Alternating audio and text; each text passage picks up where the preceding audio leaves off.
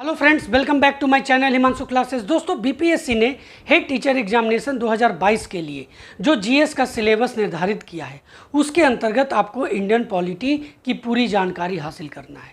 साथ ही साथ आपको पंचायती राज व्यवस्था की भी जानकारी हासिल करनी है। दोस्तों, इसी क्रम में मैं आज इस वीडियो के माध्यम से आपको इंडियन पॉलिटी की जानकारी देने जा रहा हूँ। यह फर्स्ट क्लास है इंडियन पॉलिटी का, और आपके एग्जामिनेशन के पहले मैं आपको लगभग सभी जानकारी दे दूंगा। और उसमें मैं जो आज इस वीडियो में आपको बताने जा रहा हूं दोस्तों, वह है कि भारतीय संविधान के जो भाग हैं, जो पार्ट्स हैं, उसके बारे में आपको जानकारी दूंगा।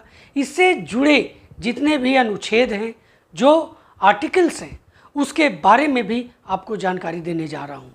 साथ ही साथ आपको इसके शेड्यूल्स यानी अनुसूचियों की भी जानकारी आज इस वीडियो के माध्यम से देने जा रहा हूं। दोस्तों, मैंने कोशिश किया है कि इस तरह से मैं आपको बताऊं कि आपको पूरी तरह से सुन करके, देख करके पूरी जानकारी हासिल हो जाए और आपको दोबारा से इसे रटने की ज़रूरत ना पड़े, इसे याद करने की ज़रूरत ना पड़े। इस तरह से मैं बताऊंगा। तो दोस्तों, जैसा कि आप स्क्रीन पर देख रहे हैं, हेड टीचर एग्जामिनेशन 2022 के जीएस सिलेबस के अंतर्गत आज मैं इस पहले क्लास में आपको जो बताने जा रहा हूँ, संविधान के भाग, उससे संबंधित जो अनुच्छेद हैं और अनुसूचियाँ। बहुत ही इम्पॉर्टेंट ये क्लास है दोस्तों, बिल्कुल भी आपको मिस नहीं करना चाहिए।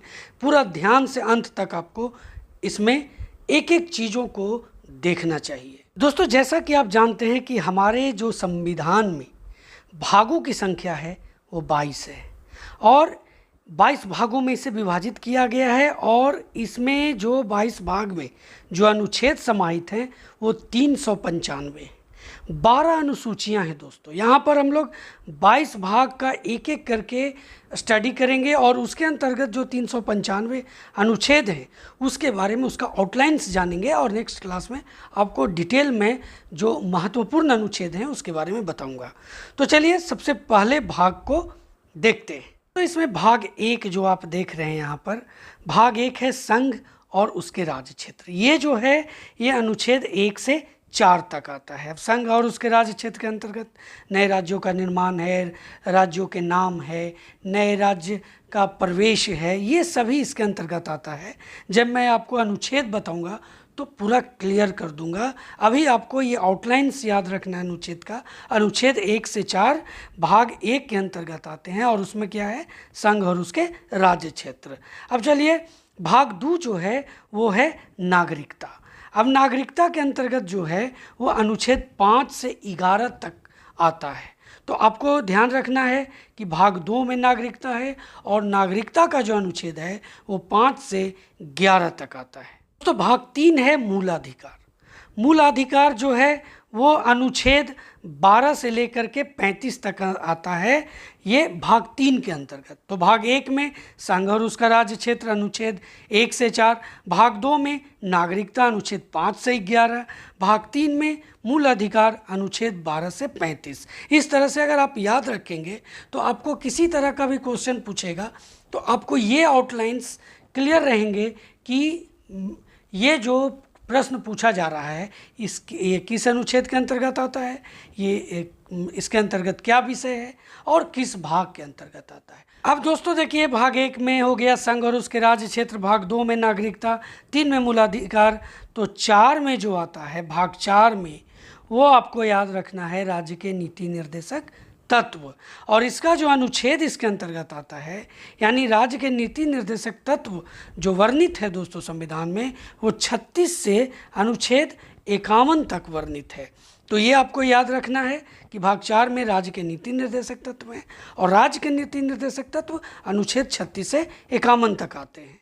जो भाग 4A है यानी 4 का जो है दोस्तों, उसके अंतर्गत जो है वो मूल कर्तव्य है।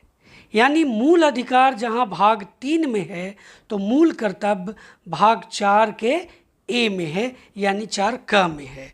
ये जो अनुच्छेद इसके अंतर्गत आएगा वो भी आपको याद रखना है, अनुच्छेद 51 क या 51 ए। भाग 5 के बारे में अब चर्चा करते हैं। देखिए, भाग 5 जो है उसके अंतर्गत संघ आता है, यानी संघ का जो पूरा व्यवस्था है, यानी जो केंद्रीय व्यवस्था है वो भाग 5 के अंतर्गत आता है। और इसमें जो आता है दोस्तों वो अनुच्छेद 52 से 151 तक। आपको याद रखना है भाग 5 में संघ है, यानी संघीय व्यवस्था है, और ये जो है अनुच्छेद 152 से 151 तक इसमें वर्णित है इस संघ के अंतर्गत। अब इसमें हम लोग ये जो अनुच्छेद 52 से 151 तक है, इसको पार्ट वाइज मैं आपको बता रहा हूँ कि किस तरह से ये विभाजित है, तो आपको याद करना बहुत ही आसान हो जाएगा। अब देखिए यहाँ पर क्या है, अध्याय 1 जो आप देख रहे हैं, अध्याय 1 में कार्यकारी शक्ति है, यानी जो संघ की कार्यकारी शक्ति है वो अनुच्छेद 52 से 78 तक होता है। यानी कि जो संघ का कार्यकारी शक्ति के बारे में आपको याद रखना है वो जो है वो 52 से 78 तक। अब देखिए आगे बढ़ते हैं अध्याय 2 में। अध्याय 2 है संसद, यानी संसद से रिलेटेड जो अनुच्छेद हैं, जो ये सभी आ रहे हैं भाग 5 के अंतर्गत। तो संसद कहाँ से कहाँ तक वर्णित है अनुच्छेद के रूप में, तो इसमें जो है 79 से 122 तक है। देखिए पिछले दिनों जो हेडमास्टर का एग्ज़ाम हुआ उसमें पूछा गया था कि संसद का जो संयुक्त बैठक होता है वो किस अनुच्छेद के अंतर्गत आता है, 108 के अंतर्गत जो था। अगर आपको ये बातें याद रहेंगी कि संसद अनुच्छेद 79 से 122 तक आता है, अगर उसे रिलेटेड कोई क्वेश्चन पूछेगा तो आप तुरंत टिक आउट करेंगे। चलिए अध्याय 3 जो है दोस्तों वह है राष्ट्रपति की विधायी शक्तियाँ। राष्ट्रपति की विधायी शक्तियाँ, और ये अनुच्छेद 123 के अंतर्गत आता है। अनुच्छेद 23 में क्या वर्णित है, तो राष्ट्रपति जो अध्यादेश जारी करते हैं वो जो है अनुच्छेद 123 के अंतर्गत आता है। यानी आपको याद रखना है कि राष्ट्रपति की जो विधायी शक्ति है वो अनुच्छेद 123 में है। अध्याय 4 जो है वो है केंद्रीय न्यायपालिका। न्यायपालिका से अगर क्वेश्चन आपसे पूछा जाएगा तो बिल्कुल आपको याद रखना है कि ये अनुच्छेद 124 से 147 तक वर्णित है और इसी के अंतर्गत ये होगा। तो पूरी तरह से अगर ऐसा भी क्वेश्चन पूछ दे कि केंद्रीय न्यायपालिका संविधान में किस अनुच्छेद से किस अनुच्छेद तक वर्णित है, तो ये तो आपको याद रहेगा। इससे संबंधित अगर कोई क्वेश्चन पूछता है तो वो भी आपको आगे के क्लासेस में मैं पूरा क्लियर कर दूंगा, और अभी भी आपको कंसेप्ट क्लियर ही हो रहा होगा। चलिए अब आगे बढ़ते हैं। अध्याय 5 क्या है? अध्याय 5 है कि भारत के नियंत्रक और महालेखा परीक्षक, ये कहाँ से कहाँ तक है। ये अनुच्छेद 148 से लेकर के 151 तक है। यानी जो भारत के नियंत्रक और महालेखा परीक्षक के बारे में वर्णित है वो अनुच्छेद 148 से 151 तक। तो अब भाग 6 के बारे में चर्चा करते हैं कि भाग 6 में क्या है। तो जैसा कि 5 में संघ था तो 6 में राज्य है, और इसके अंतर्गत जो अनुच्छेद आते हैं 152 से लेकर के 237 तक। दोस्तों अब देखिए इसमें मैं आपको क्लियर करता हूँ, राज्य के अंतर्गत भी जो अध्याय बांटे गए हैं, यानी 152 से लेकर के 237 जो अनुच्छेद है उसको अध्याय वाइज हम लोग यहाँ पर क्लियर करते हैं। अब देखिए अध्याय 1 में क्या है, सामान्य नियम, यानी राज्य के जो सामान्य नियम हैं वो अनुच्छेद 152 में है। ये आपको याद रखना है, अनुच्छेद 152 में क्या है, सामान्य नियम है। अध्याय 2 जो है वो कार्यकारी शक्ति है, यानी राज्य की जो कार्यकारी शक्ति है वो कहाँ से कहाँ तक वर्णित है, तो 153 से लेके 167 तक। ये आपको याद रखनी है अनुच्छेद को, यानी कार्यकारी जो शक्ति है राज्य की वो अनुच्छेद 153 से 167 तक। अब चलिए अध्याय 3 जो है द स्टेट लेजिस्लेटिव, यानी कहने का मतलब ये जो राज्य की विधायी शक्तियाँ हैं वो जो है दोस्तों वो अनुच्छेद 168 से लेकर के 212 तक वर्णित है। 168 से 212 तक ये याद रखेंगे। द स्टेट लेजिस्लेटिव यानी जो विधायी शक्तियाँ हैं, जो राज्य की विधायी शक्तियाँ हैं वो अनुच्छेद 168 से 212 तक है। अध्याय 4 में वर्णित है राज्यपाल की विधायी शक्ति, अनुच्छेद 213। दोस्तों हम लोगों ने देखा था कि 123 में राष्ट्रपति द्वारा अध्यादेश जारी करने का वर्णन था, और यहाँ पर राज्यपाल द्वारा जो अध्यादेश जारी करने का वर्णन था वो 213 में वर्णित है। अब आगे बढ़ते हैं। अध्याय 5 में क्या है, उच्च न्यायालय है। उच्च न्यायालय जो है वो अनुच्छेद 214 से 232 तक है। अब वो उसमें सुप्रीम कोर्ट देखे थे केंद्र में, और यहाँ पर हम लोग हाई कोर्ट के बारे में देख रहे हैं, और इसमें जो अनुच्छेद है हाई कोर्ट का वो 214 से 232 तक है, ये आपको याद रखना है। अब अध्याय 6 में है अधीनस्थ न्यायालय, जिसके अंतर्गत ये जो कोर्ट होते हैं हाई कोर्ट के जो नीचे होते हैं, ये अनुच्छेद 233 से 237 तक होते हैं। अब भाग 7 क्या है इसके बारे में जानते हैं। देखिए भाग 7 जो है वो संविधान 7वां संशोधन हुआ था, ये 1956 के द्वारा इसे निरसित कर दिया गया था। किसको? भाग 7 को। ये भाग 8 जो है, भाग 8 में क्या वर्णित है? संघ राज्य क्षेत्र है, और इसके अंतर्गत दोस्तों अनुच्छेद 239 से 242 आता है, यानी संघ राज्य क्षेत्र। ध्यान दीजिएगा भाग 8 में जो वर्णित है, और इस जो अनुच्छेद इसके अंतर्गत आता है 239 से 242 तक। अब 9 जो है पंचायत है, और आपको पंचायती राज व्यवस्था की पूरी जानकारी हासिल करना है। अभी जो आपको ध्यान देना है वो जो है कि पंचायत के अंतर्गत जो भाग 9 है उसके अंतर्गत पंचायत आता है, और पंचायत का जो अनुच्छेद है 243 से लेकर के 243 ओ तक वर्णित है। दोस्तों 9 के ए में क्या वर्णित है? भाग 9 के ए में देखिए इसमें नगर पालिकाएँ हैं, जहाँ 9 में पंचायती राज व्यवस्था है तो 9 के ए में नगर पालिकाएँ हैं। ये अनुच्छेद 243 के पी से लेकर के 243 के जेड जी तक वर्णित है। अब हम लोग भाग 10 की तरफ बढ़ते हैं। देखिए भाग 10 में क्या वर्णित है? तो भाग 10 में है अनुसूचित और जनजाति क्षेत्र, यानी एससी और एसटी कंस्टिट्यूएंसी। अब देखिए इसके अंतर्गत जो अनुच्छेद आते हैं वो 244 से 244 ए तक। ये आपको याद रखना है कि भाग 10 में जो है अनुसूचित और जनजाति क्षेत्र आता है, बिल्कुल याद रखिएगा। 9 पंचायत, 9 ए नगर पालिकाएँ, तो 10 जो है अनुसूचित और जनजाति क्षेत्र। अनुच्छेद जो है इसके अंतर्गत 244 से 244 ए। अब आगे बढ़ते हैं यानी भाग 11 की तरफ। तो भाग 11 क्या कहता है? भाग 11 कहता है कि संघ और राज्यों के बीच जो संबंध है वो बताता है भाग 11, और इसके अंतर्गत दोस्तों जो अनुच्छेद आते हैं वो 245 से 263 तक आते हैं। अब देखिए संघ और राज्यों के बीच जो संबंध है उसके अंतर्गत अध्याय वाइज मैं आपको बताता हूँ। देखिए अध्याय 1 विधायी संबंध। अब विधायी संबंध कहाँ से कहाँ तक है पूरा तरह से देखिए ये जो आउटलाइंस मैं आपको अनुच्छेद का बता रहा हूँ ये बहुत ही काम आएंगे आपको, और जब मैं आपको अनुच्छेद बताऊँगा तो और कंसेप्ट क्लियर होगा आपका। तो अध्याय 1 में जो संघ राज्य क्षेत्रों के राज्यों के बीच जो संबंध है उसमें जो अध्याय 1 जो विधायी संबंध है वह अनुच्छेद 245 से 255 तक है। भाग 2 में प्रशासनिक संबंध संघ राज्य के बीच में वो अनुच्छेद 256 से 263 तक।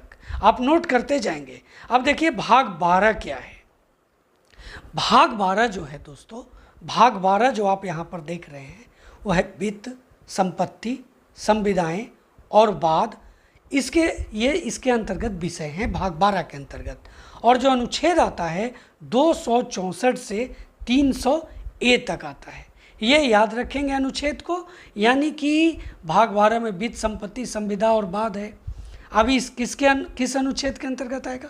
तो 264 से लेकर के 300 ए तक यही चलता है, वित्त, संपत्ति, संविदाएं और वाद। दोस्तों वित्त, संपत्ति, संविदाएं और वाद जो है अनुच्छेद 264 से 300 ए तक। अब इसको अध्याय वाइज हम लोग क्लियर करते हैं। अब देखिए अध्याय 1 में है वित्त, और वित्त जो है अनुच्छेद 264 से 291 तक है। एकदम याद रखेंगे वित्त का संबंध जो अनुच्छेद से है वो 264 से 291 तक है। उसके बाद अध्याय 2 में ऋण है, और ऋण का जो वर्णन है वो अनुच्छेद 292 से 93, यानी 92 और 93, 292 और 293 वो ऋण से रिलेटेड है। अध्याय 3 में जो है संपत्ति, अनुबंध, अधिकार, देयताएं, दायित्व और सोट। ये अनुच्छेद 294 से 300 तक है। तो इन सबको याद रखेंगे, 294 से 300 तक। और ये किस भाग के अंतर्गत आ रहे हैं? तो ये भाग जो है दोस्तों वो 12 के अंतर्गत आता है और अनुच्छेद 264 से 300 के अंतर्गत आता है। अब देखिए भाग 13 क्या है? तो भाग 13 जो है ना, वो भारत का जो राज्य क्षेत्र के भीतर व्यापार होता है, जो वाणिज्य, कॉमर्स और जो समागम होते हैं, इन सब से रिलेटेड है भाग 13। और इसके अंतर्गत जो अनुच्छेद है वो 301 से 307 के आता है। अब देखिए 14 जो है दोस्तों, वो भाग 14 क्या है? तो 14 जो है संघ और राज्यों के अधीन जो सेवाएं हैं, जो सेवाएं आती हैं संघ और राज्यों के अंतर्गत, वो भाग 14 में है। यानी भाग 14 संघ और राज्य के अधीन सेवाएं, इस तरह से आप याद रखेंगे। और ये अनुच्छेद 308 से 343 तक आता है। अब इसमें संघ जो लोक सेवा आयोग है, राज्य का जो राज्य लोक सेवा आयोग है, ये सभी इसके अंतर्गत आते हैं अनुच्छेद 308 से 323 तक। अब जो 14A है उसके बारे में देखिए। 14A जो है वो है अधिकरण, और इसके अंतर्गत जो अनुच्छेद है 323 के A से 323 के B तक। अब आगे बढ़ते हैं। अनुच्छेद 15 क्या है? 15 है निर्वाचन। बहुत ही इम्पॉर्टेंट, ये अक्सर पूछा जाता है भाग 5 के बारे में, निर्वाचन। तो भाग 15 के बारे में। तो भाग 15 जो है वो है निर्वाचन, और इसके अंतर्गत जो अनुच्छेद है 324 से 329A, ये आपको याद रखना है पूरा। यानी कि जो निर्वाचन है जिसके अंतर्गत चुनाव होते हैं वो 324 से 329A तक आता है। अब देखिए 16 क्या है? 16 जो है कुछ वर्गों के लिए जो विशेष उपबंध किए गए, जो संबंध है, उपबंध का जो संबंध है, वो अनुच्छेद 16 के अंतर्गत आता है। माफ़ कीजिए, भाग 16 के अंतर्गत आता है। और जो अनुच्छेद है वो 330 से 342 तक, यानी कुछ वर्गों के लिए जो विशेष उपबंध है वो 330 से 342 तक अनुच्छेद में वर्णित है। ये जो भाग 16 में वर्णित है राजभाषा। और राजभाषा जो अनुच्छेदों किन अनुच्छेदों के बीच में इसका वर्णन है दोस्तों, वो है 343 से 351 तक। देखिए यहाँ पर राजभाषा जो है 343 से 351 तक वर्णित है। इसको हम लोग अध्याय वाइज भी बांट करके देख लेते हैं, क्योंकि राजभाषा से बहुत सारे प्रश्न पूछे जाते हैं। अब देखिए इसमें क्या है, राजभाषा के अंतर्गत जो पहला अध्याय है, ध्यान दीजिए कि अनुच्छेद 343 से 351 तक है। अब संघ की जो भाषा है, संघ की जो भाषा है वो 343 से 344 तक है। याद रखेंगे संघ की भाषा 343 से 344। अब देखिए अध्याय 2 में क्षेत्रीय भाषाएं हैं, और ये जो है अनुच्छेद 345 से 347 तक। अब अध्याय 3 में उच्चतम न्यायालय, उच्च न्यायालयों आदि की भाषा, ये अनुच्छेद 348 से 349 तक। विशेष जो निर्देश दिए गए हैं भाषा के अंतर्गत वो जो है वो 350 और 351 में है, विशेष निर्देश भाषा के अंतर्गत अध्याय 4 में। और ये किस भाग में आ रहा है दोस्तों?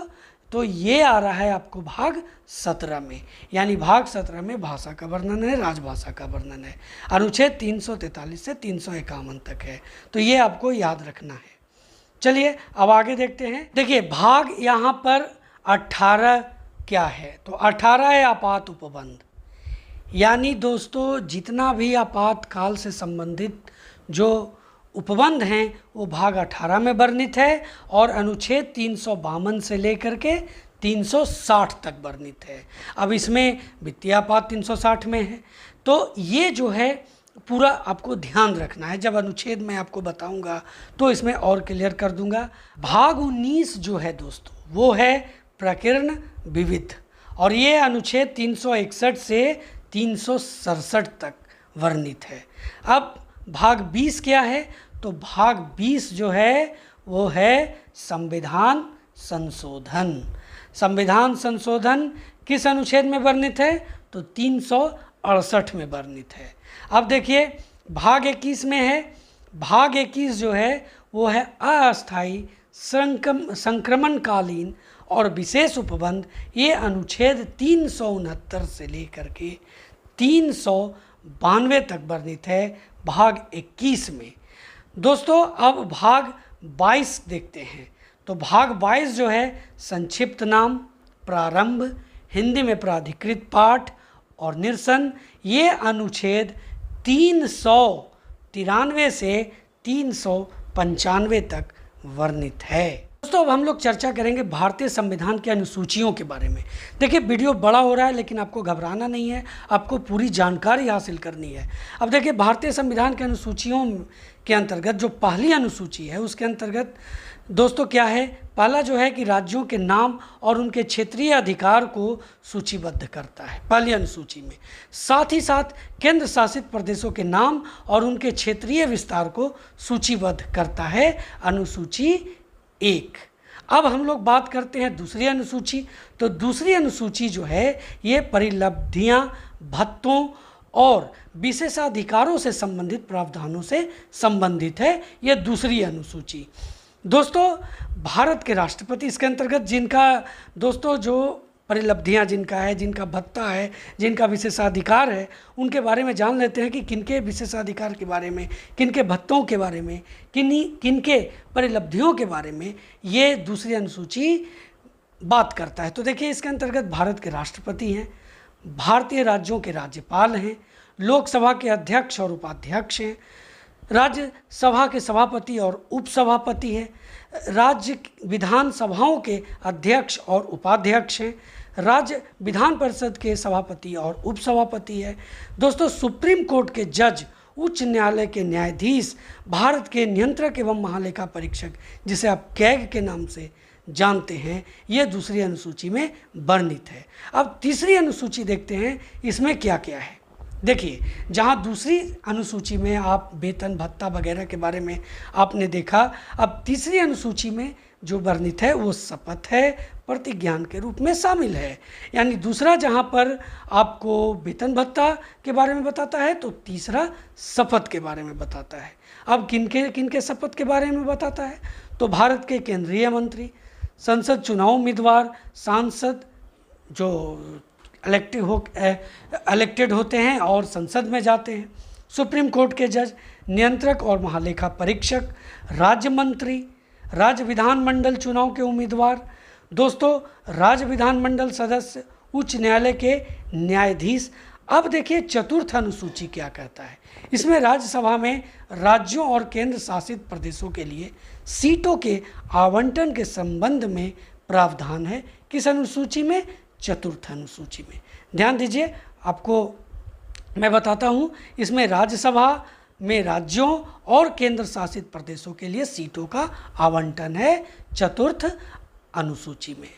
अब देखिए पांचवी अनुसूची जो है, इसमें अनुसूचित क्षेत्रों और अनुसूचित जनजातियों के प्रशासन और नियंत्रण के संबंध में प्रावधान है दोस्तों पांचवी अनुसूची में। अब देखिए एक एक करके यहाँ पर ध्यान दीजिए। छठी अनुसूची क्या है?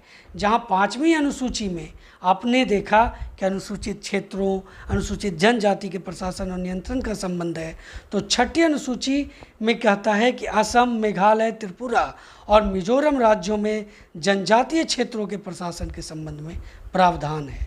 यानी पांचवा और छठा में जो सामान्य सा फर्क है वो आपको ध्यान देने की बात है। देखिए अब यहाँ पर सातवीं अनुसूची है कि यह अनुसूची 3 विधायी सूचियों को सम्मिलित करता है सातवें अनुसूची में, और ये क्या है? संघ सूची, राज्य सूची और समवर्ती सूची। अब एक एक करके देखते हैं। देखिए यहाँ पर जो संघ सूची है, इस सूची में दिए गए विषय पर केंद्र सरकार कानून बनाता है और संविधान के लागू होने के समय इसमें 97 विषय थे।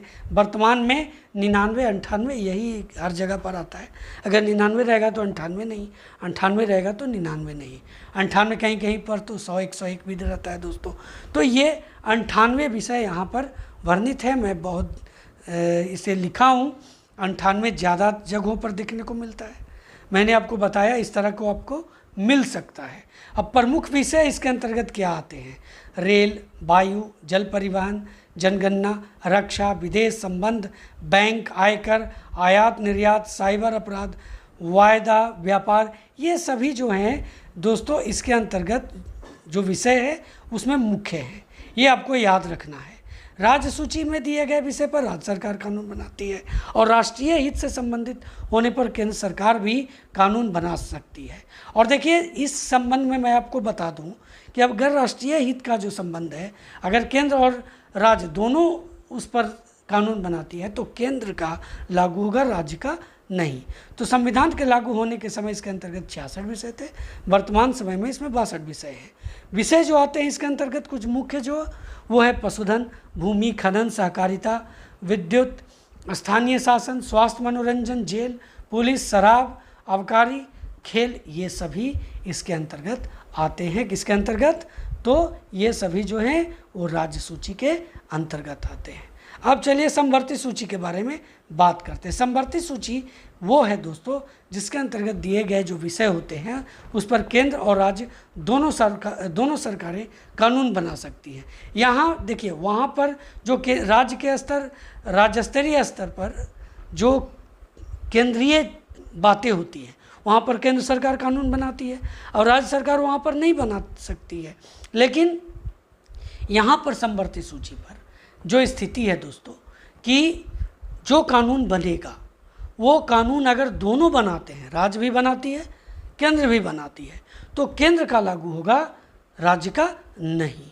तो दोनों बनाती हैं, लेकिन कानून के विषय समान होने पर केंद्र सरकार द्वारा जो बनाया गया कानून ही मान्य होता है। राज्य सरकार द्वारा बनाया गया कानून केंद्र सरकार के कानून बनाने के साथ ही समाप्त हो जाता है। संविधान के लागू होने के समय समवर्ती सूची में 47 विषय थे, वर्तमान में इसमें 52 विषय सम्मिलित हैं।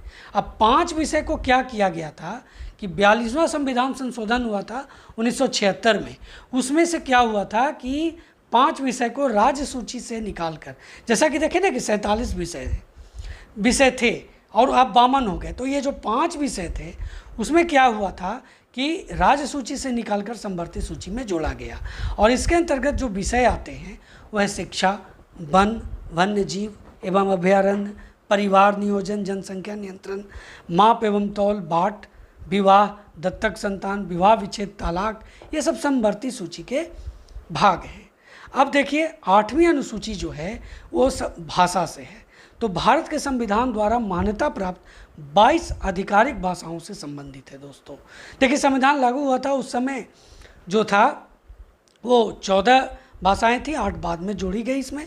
अब इसमें कौन कौन है? तो असमिया, बंगाली, बोडो, डोगरी, जिसको डोंगरी भी कहते हैं, गुजराती, हिंदी, कन्नड़, काश्मीरी, कोंकणी, मैथिली, मलयालम, मणिपुरी, मराठी, नेपाली, उड़िया, पंजाबी, संस्कृत, संथाली, सिंधी, तमिल, तेलुगु, उर्दू। दोस्तों, ये जो आपने देखा ये सभी जो हैं वो इसी में सम्मिलित हैं, यानी कि 8वीं अनुसूची में जो भाषा से संबंधित है। अब देखिए 9वीं अनुसूची में हम लोग देखते हैं क्या है। देखिए 9वीं अनुसूची जो है यह भूमि सुधारों से संबंधित राज्य के कृत्यों और विनियमों से संबंधित है। जमींदारी प्रथा के उन्मूलन के लिए ये जो दोस्तों ये 9वीं अनुसूची है वह बहुत कारगर साबित हुई और यह अन्य मामलों से निपटने वाले संसद के कृत्यों और विनियमों से भी संबंधित है। अब यहाँ पर महत्वपूर्ण चीज़ें देखिए। प्रथम संशोधन अधिनियम 1951 ने मौलिक अधिकारों के उल्लंघन के अपराध पर इसमें शामिल कानूनों को न्यायिक जांच से बचाने के लिए 9वीं अनुसूची को जोड़ा गया। अब देखिए, हालांकि 2007 में सुप्रीम कोर्ट ने फैसला सुनाया कि इस अनुसूची में शामिल कानूनों के बाद 24 अप्रैल 1973 अब न्यायिक समीक्षा के लिए खुले हैं। यानी पहले इसमें समीक्षा नहीं हो सकती थी न्यायिक, लेकिन अब हो सकती है। अब देखिए 10वीं अनुसूची की बात करते हैं। 10वीं अनुसूची जो है वो दल बदल से संबंधित प्रावधान है इसमें उल्लेख। अब देखिए 10वीं अनुसूची के संविधान में 52वें संविधान संशोधन 1985 के द्वारा जोड़ा गया था। इसकी आवश्यकता इसलिए पड़ी क्योंकि पहले जो था कोई भी व्यक्ति जो था 1/3 सदस्यों के साथ दल बदल लेता था, लेकिन अब इसमें बदल गया। अब जो स्थिति आ गई वो 2/3 सदस्य जब एग्री होंगे तभी आप दल बदल कर सकते हैं, वरना आप पर अनुशासनात्मक कार्रवाई होगी और आपकी जो सदस्यता है वो समाप्त हो जाएगी। तो ये इसमें कड़ा एक नियम लाया गया और इससे दल बदल कानून इसीलिए बनाया गया कि जो दल बदल प्रावधान था इस पर अंकुश लगाया जाए। तो अब बात करते हैं 11वीं अनुसूची। देखिए, भारतीय संविधान की 11वीं अनुसूची को 73वें संविधान संशोधन अधिनियम के द्वारा 1992 में जोड़ा गया था। इस अनुसूची में 29 विषय शामिल हैं और इस अनुसूची में पंचायत की शक्तियाँ जो हैं ग्रामीण विकास, गरीबी उन्मूलन, बाजार, सड़क और पीने का पानी जैसे जरूरी विषय शामिल है दोस्तों। अब देखिए, अनुच्छेद 40 भी एक पंचायत के बारे में बोलता है, जिसमें एक लाइन में लिखा हुआ है कि राज्य सरकार चाहे तो ग्राम पंचायत की व्यवस्था कर सकती है। तो देखिए, अनुच्छेद 243 के 6 में जो है वो पंचायतों के कार्य और उनके शक्तियों के बारे में वर्णित है और इसमें 29 विषय एक एक करके उसको देख लेते हैं। कृषि, जिसके अंतर्गत कृषि विस्तार है जो पहला जो विषय है। दूसरा है भूमि विकास, भूमि सुधार और कार्यान्वयन, चकबंदी और भूमि संरक्षण। तीसरा है लघु सिंचाई, जल प्रबंधन और जल विभाजक क्षेत्र का विकास। चौथा जो विषय है वो है पशुपालन, डेयरी उद्योग और कुक्कुट पालन, मत्स्य उद्योग। पाँचवा, छठा सामाजिक वानिकी और फार्म वानिकी। सातवां लघु वन उपज। आठवां लघु उद्योग जिनके अंतर्गत खाद्य प्रसंस्करण उद्योग भी है। नौवां खादी ग्राम उद्योग और कुटीर उद्योग। 10वां ग्रामीण आवासन। 11वां पेयजल की व्यवस्था। 12वां ईंधन और चारा। 13 सड़कें, पुलिया, पुल, फेरी, जलमार्ग और अन्य संचार साधन। तो वहीं 14वां जो विषय है वह है ग्रामीण विद्युतीकरण, जिसके अंतर्गत विद्युत का वितरण है। 15 है अपारंपरिक ऊर्जा स्रोत। 16 गरीबी उन्मूलन कार्यक्रम। 17 शिक्षा, जिसके अंतर्गत प्राथमिक और माध्यमिक विद्यालय भी है। तकनीकी प्रशिक्षण और व्यावसायिक शिक्षा 18 में। 19वां जो है प्रौढ़ और अनौपचारिक शिक्षा। 20 पुस्तकालय। सांस्कृतिक क्रियाकलाप 21 में। वहीं 22 में बाजार और मेले। 23 में स्वास्थ्य और स्वच्छता, जिनके अंतर्गत अस्पताल, प्राथमिक स्वास्थ्य केंद्र और औषधालय है। तो 24 में परिवार कल्याण। 25 महिला बाल विकास। तो 26 समाज कल्याण, जिसके अंतर्गत विकलांगों और मानसिक रूप से मंद व्यक्तियों का कल्याण भी है। देखिए, एक एक जो यहाँ पर विषय है उसको आप नोट कर लेंगे। 27 है दुर्बल वर्गों का विशिष्टता, अनुसूचित जातियाँ और अनुसूचित जनजातियों का कल्याण। 28 सार्वजनिक वितरण प्रणाली। तो 29 है दोस्तों सामुदायिक आस्तियों का अनुरक्षण। अब देखिए, 12वीं अनुसूची जो है को 1992 के 74वें संशोधन अधिनियम द्वारा जोड़ा गया था। ये नगर पालिका से संबंधित है। भारतीय संविधान की 12वीं अनुसूची में नगर पालिकाओं की शक्तियाँ, अधिकार और जिम्मेदारियाँ शामिल हैं और इस अधिनियम ने भारत में नगर पालिकाओं को संवैधानिक दर्जा दिया और इस अनुसूची में कुल 18 विषय है। तो देख लेते हैं, ये 243 में है। पहला जो विषय है दोस्तों वो नगरीय योजना, जिसके अंतर्गत नगर योजना भी है। 2 है भूमि उपयोग का विनियमन और भवनों का निर्माण। तो 3 है आर्थिक और सामाजिक विकास योजना। 4 सड़कें और पुल। तो 5 घरेलू औद्योगिक और वाणिज्यिक परियोजनों के लिए जल प्रदाय। 6ठा है लोक स्वास्थ्य, स्वच्छता, सफाई और कूड़ा करकट प्रबंधन। तो 7वां है अग्निशमन सेवाएं। 8वां नगरीय वानिकी, पर्यावरण का संरक्षण और पारिस्थितिकी आयामों का अभिवृद्धि। देखिए, 9 जो है वो समाज के दुर्बल वर्गों, जिसके अंतर्गत विकलांग, मानसिक रूप से मंद व्यक्ति भी हैं, हितों की रक्षा करना इनका। तो 10वां है गंदी बस्ती सुधार प्रोन्नयन। 11वां है नगरीय निर्धनता उन्मूलन। 12 नगरीय सुख सुविधाओं जैसे पार्क, उद्यान, खेल के मैदान की व्यवस्था। 13 सांस्कृतिक, शैक्षिक और सौंदर्य परक आयामों की अभिवृद्धि, जो शहरों में होता है, जो नगर पालिकाएँ करती हैं, नगर निगम करता है। सब गणना और कब्रिस्तान सप्ताह और शमशान की विद्युत सप्ताह गृह 14 में। 15 कांजी हाउस, पशुओं के प्रति क्रूरता का निवारण, ये 15वां विषय है।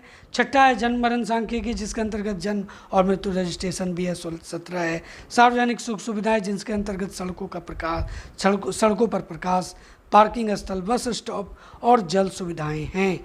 वधशालाओं और चर्म शोधनशालाओं का विनियमन 18वां विषय के अंतर्गत शामिल है। तो दोस्तों, इस पहले क्लास में जो मैंने आपको जानकारी दी भारतीय संविधान का, वो इसके भाग के बारे में आपको पूरा बताया, इससे जुड़े जो अनुच्छेद हैं उसके बारे में आपको, इसका जो आउटलाइंस है उसके बारे में आपको बताया, साथ ही साथ अनुसूचियों की भी जानकारी मैंने आपको दी। अगले क्लास में मैं आपको अनुच्छेदों के बारे में विस्तृत जानकारी दूंगा और ख़ास करके ध्यान रखूंगा कि जो आपके एग्जामिनेशन के लिए मोस्ट इम्पॉर्टेंट अनुच्छेद हैं उस पर विशेष आपसे डिस्कशन हो।